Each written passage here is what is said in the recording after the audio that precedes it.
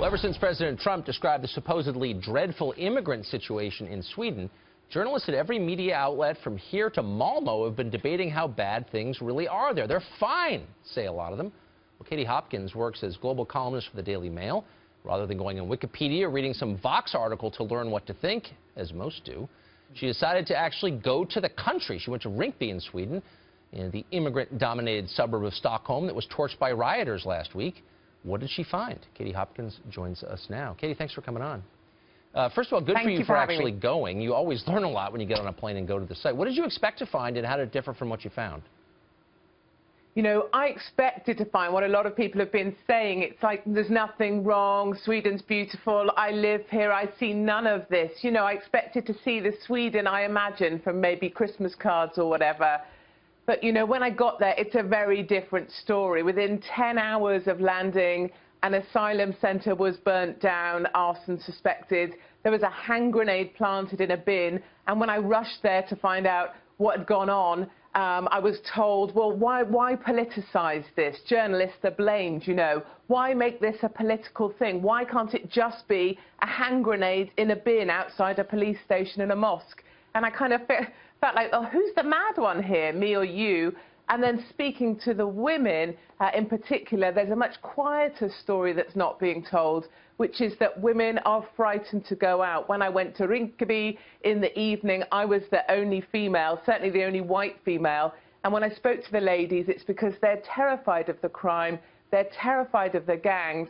And one particular lady I spoke to, she runs home at night because she's fearful of all the men that gather at night under the bridge where she lives, so they're kept indoors. So it's a really frightening place for a lot of women there particularly. Well, the irony, of course, is that Sweden is the original feminist success story, and its own government describes it that way, as the first truly feminist country, and yet you're saying that Swedish women are afraid to go outside? Absolutely, and that was exactly the point that made me kind of mad, you know. I was saying to them, but Sweden's always been the aspiration. You guys have the best maternity leave, the best paternity leave. You're seen as the epitome of a society that's truly evolved.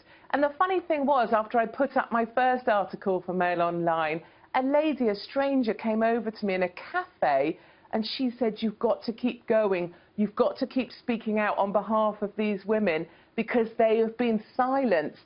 And funnily enough, or curiously enough, the lady, let's call her Lucy, that is too scared to go out of her apartment that was broken into last week and she had her car torched, she said she was frightened to have her picture taken because of the feminists. Because if she spoke out, she would be labelled a racist and they would hunt her down. So the feminists are now working against the women of Sweden, and they call them the extremists now. Feminists are the new extremists in Sweden, and they are part of the problem, part of the mafia that are silencing the problem that Trump, thankfully, spoke out about. Yeah, it's not so different here. I mean, our media, as you know, worked feverishly to downplay any reports there might be a problem in Sweden. They're dishonest and politically motivated, so that wasn't surprising. What is surprising is how many Swedes are apparently afraid to say what they really think about what's happening there. Why is that? Absolutely. There's this absolute belief, 80 years of liberal politicians, there's an absolute belief that Sweden is utopia, and that's the only message you can send.